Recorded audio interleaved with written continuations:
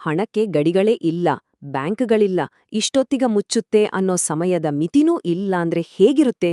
ಒಂದ್ಸಲ ಯೋಚ್ನೆ ಮಾಡಿ.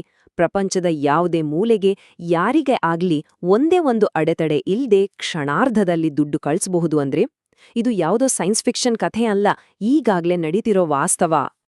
ಈ ವಿಶೇಷ ವಿಶ್ಲೇಷಣೆಗೆ ಸ್ವಾಗತ. ಇವತ್ತು ನಾವು ಡಿಜಿಟಲ್ ಹಣದ ಹಿಂದಿರೋ ರಹಸ್ಯಗಳನ್ನ ಭೇದಿಸೋಣ.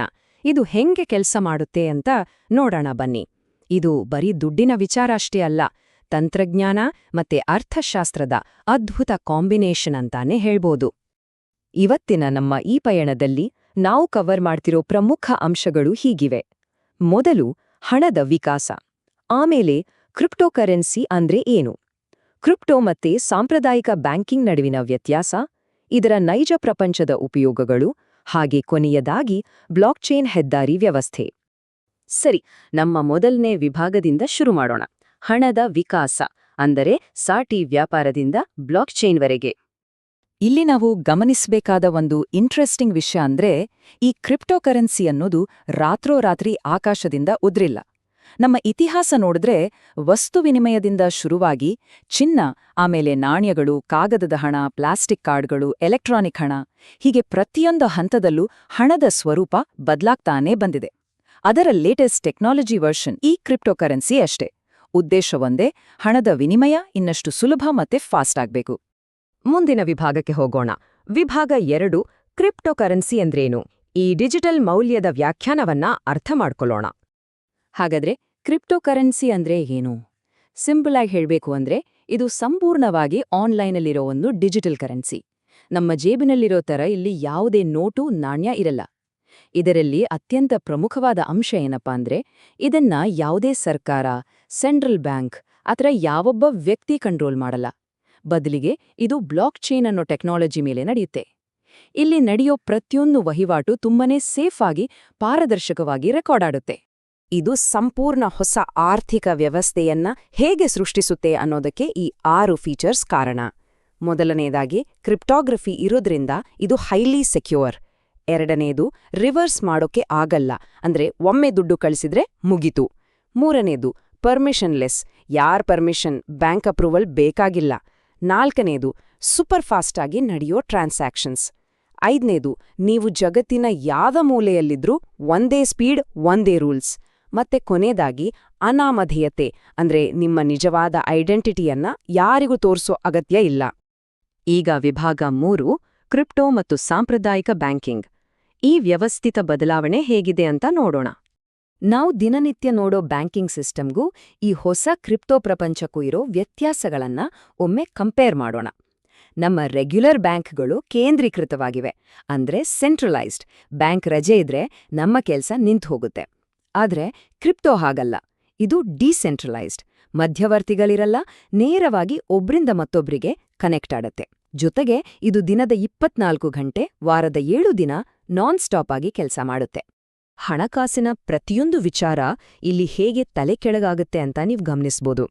ಬ್ಯಾಂಕಿಂಗ್ ಅಂದ್ರೇನೆ ನಮಗೆ ಐಡಿ ಪ್ರೂಫ್ ಬೇಕು, 100 ರೂಲ್ಸ್ ಇರುತ್ತೆ, ನಮ್ಮ ಡೀಟೇಲ್ಸ್ ಎಲ್ಲ ಪ್ರೈವೇಟ್ ಆಗಿರುತ್ತೆ.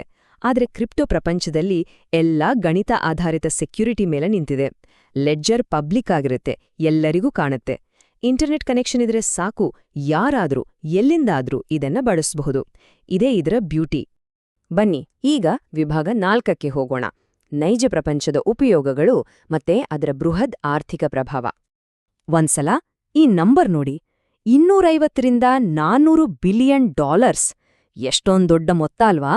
ಈ ಟೆಕ್ನಾಲಜಿಯನ್ನ ಬಳಸೋದ್ರಿಂದ ಇಡೀ ಜಗತ್ತಿನಲ್ಲಿ ಪ್ರತಿ ವರ್ಷ ಇಷ್ಟು ದುಡ್ಡು ಉಳಿತಾಯ ಆಗ್ಬಹುದು ಅಂತ ಅಂದಾಜ್ ಮಾಡಲಾಗಿದೆ. ಇಷ್ಟು ದೊಡ್ಡ ಮಟ್ಟದ ಸೇವಿಂಗ್ಸ್ ಆಗ್ತಿದೆ ಅಂದ್ರೆ ದೊಡ್ಡ ದೊಡ್ಡ ಕಂಪನಿಗಳು ಇದರ ಕಡೆ ಯಾಕೆ ಆಕರ್ಷಿತ ಆಗ್ತಿವೆ ಅಂತ ಬೇರೆ ಹೇಳ್ಬೇಕಾಗಿಲ್ಲ ಅಲ್ವಾ? ಈ ಬಿಲಿಯನ್ ಗಟ್ಲೆ ದುಡ್ಡು ಎಲ್ಲಿ ಉಳಿತಾಯ ಆಗ್ತಿದೆ ಅಂತ ಒಂದ್ಸಲ ಬ್ರೇಕ್ ಡೌನ್ ಮಾಡಿ ನೋಡೋಣ. ನಾವು ಬೇರೆ ದೇಶಕ್ಕೆ ದುಡ್ಡು ಕಳಿಸ್ಬೇಕು ಅಂದ್ರೆ ಮಾಮೂಲಿ ಬ್ಯಾಂಕ್ಗಳು 6ರಿಂದ 8% ಚಾರ್ಜ್ ಮಾಡ್ತವೆ. ಆದ್ರೆ ಕ್ರಿಪ್ಟೋದಲ್ಲಿ ಇದು ಕೇವಲ 0.1ರಿಂದ 1% ಮಾತ್ರ. ಇದರಿಂದಲೇ ಸುಮಾರು 30ರಿಂದ 40 ಬಿಲಿಯನ್ ಡಾಲರ್ ಉಳಿಯುತ್ತೆ. ಇನ್ನು ಈ ಮಿಡ್ಲ್ ಮೆನ್, ಕಾಗದ ಪತ್ರಗಳು ಇವೆಲ್ಲ ಇಲ್ಲದೆ ಇರೋದ್ರಿಂದ ಬ್ಯಾಂಕಿಂಗ್ ಆಪರೇಷನ್ಸ್ನಲ್ಲಿ 100ರಿಂದ 120 ಬಿಲಿಯನ್ ಡಾಲರ್ ಉಳಿಯುತ್ತೆ. ಮತ್ತೆ ಸ್ಮಾರ್ಟ್ ಕಾಂಟ್ರಾಕ್ಟ್ಸ್ ಅಂದ್ರೆ ಆಟೋಮ್ಯಾಟಿಕ್ ಆಗಿ ಕೆಲಸ ಮಾಡೋ ಸಿಸ್ಟಮಿಂದ ಇನ್ನೊಂದು 15ರಿಂದ 20 ಬಿಲಿಯನ್ ಡಾಲರ್ ಉಳಿತಾಯ ಆಗುತ್ತೆ. ಈ ಕಾರ್ಪೊರೇಟ್ ಸೇವಿಂಗ್ಸ್ಗಿಂತಾನೂ ಒಂದು ದೊಡ್ಡ ಇಂಪ್ಯಾಕ್ಟ್ ಇದೆ. ಅದೇ ಫೈನಾನ್ಷಿಯಲ್ ಇನ್ಕ್ಲೂಷನ್, ಅಂದ್ರೆ ಆರ್ಥಿಕ ಸೇರ್ಪಡೆ. ಗೊತ್ತಾ, ಪ್ರಪಂಚದಲ್ಲಿ ಇನ್ನೂ 1.4 ಬಿಲಿಯನ್ ಜನರಿಗೆ ಬ್ಯಾಂಕ್ ಅಕೌಂಟೇ ಇಲ್ಲ. ಅಂಥವರಿಗೆ ಬರೀ ಒಂದು ಇಂಟರ್ನೆಟ್ ಕನೆಕ್ಷನ್ ಮೂಲಕ ಡಿಜಿಟಲ್ ವಾಲೆಟ್ ಕೊಟ್ರ ಅವರೆಲ್ಲರೂ ಗ್ಲೋಬಲ್ ಎಕಾನಮಿಗೆ ಜಾಯ್ನ್ ಆಗ್ತಾರೆ. ಇದರಿಂದ ಜಗತ್ತಿನ ಜಿಡಿಪಿ ಪ್ರತಿ ವರ್ಷ 100ರಿಂದ 200 ಬಿಲಿಯನ್ ಡಾಲರ್ಸ್ನಷ್ಟು ಜಾಸ್ತಿ ಆಗ್ಬಹುದು ಅಂತ ಡೇಟಾ ಹೇಳ್ತಿದೆ. ಇದು ನಿಜಕ್ಕೂ ಸಾಮಾನ್ಯ ಮನುಷ್ಯನಿಗೆ ಸಿಗ್ತಿರೋ ಆರ್ಥಿಕ ಶಕ್ತಿ. ಕೊನೆಯದಾಗಿ ವಿಭಾಗ 5, ಬ್ಲಾಕ್ಚೈನ್ ಹೆದ್ದಾರಿ ವ್ಯವಸ್ಥೆ, ಅಂದ್ರೆ ಲೇಯರ್ 1 ಮತ್ತೆ ಲೇಯರ್ 2. ಈ ಕ್ರಿಪ್ಟೋಕರೆನ್ಸಿಗಳು ಇಷ್ಟೆಲ್ಲ ಫಾಸ್ಟ್ ಆಗಿ, ಎಫಿಷಿಯಂಟ್ ಆಗಿ ಹೆಂಗೆ ಕೆಲಸ ಮಾಡ್ತಾವೆ ಅನ್ನೋದರ ಹಿಂದಿನ ಟೆಕ್ನಿಕಲ್ ಸೀಕ್ರೆಟ್ ನೋಡೋಣ ಬನ್ನಿ. ಇಲ್ಲಿ 2 ಲೇಯರ್ಸ್ ಇರುತ್ತೆ. ಲೇಯರ್ 1 ಅನ್ನೋದು ಫೌಂಡೇಶನ್ ಇದ್ದಂಗೆ. ಇದು ಸೆಕ್ಯೂರಿಟಿ ಮತ್ತೆ ಬೇಸಿಕ್ ಪ್ರಾಸೆಸಿಂಗ್ ನೋಡ್ಕೊಳ್ಳುತ್ತೆ. ಇನ್ನು ಲೇಯರ್ 2 ಅನ್ನೋದು ಈ ಲೇಯರ್ 1ರ ಮೇಲೆ ನಿರ್ಮಿಸಿರೋ ಒಂದು ಆಡ್ ಆನ್. ಇದು ಏನಕ್ಕೆ ಅಂದ್ರೆ ಸ್ಪೀಡ್ ಜಾಸ್ತಿ ಮಾಡೋಕೆ ಮತ್ತೆ ಟ್ರಾನ್ಸಾಕ್ಷನ್ ಫೀಸ್ ಕಡಿಮೆ ಮಾಡೋಕೆ. ಇದನ್ನ ಅರ್ಥ ಮಾಡ್ಕೊಳ್ಳೋಕೆ ಒಂದು ಸೂಪರ್ ಎಕ್ಸಾಂಪಲ್ ಇದೆ. ಲೇಯರ್ 1 ಅನ್ನೋದು ಒಂದು ದೊಡ್ಡ ನ್ಯಾಷನಲ್ ಹೈವೇ ಇದ್ದಂಗೆ. ಲೇಯರ್ 2 ಬಂದು ಟ್ರಾಫಿಕ್ ಕಡಿಮೆ ಮಾಡಕ್ಕೆ ಅದರ ಮೇಲೆ ಕಟ್ಟಿರೋ ಫ್ಲೈಓವರ್ ಇದ್ದಂಗೆ. ಮೇನ್ ರೋಡ್ ಹೆವಿ ಸೆಕ್ಯೂರಿಟಿ ನೋಡ್ಕೊಂಡ್ರೆ ಮೇಲಿರೋ ಫ್ಲೈಓವರ್ ನಮ್ಮ ದಿನನಿತ್ಯದ ಫಾಸ್ಟ್ ಟ್ರಾನ್ಸಾಕ್ಷನ್ಸ್ನ ಹ್ಯಾಂಡಲ್ ಮಾಡುತ್ತೆ. ಮಸ್ಟ್ ಐಡಿಯಾ ಅಲ್ವಾ?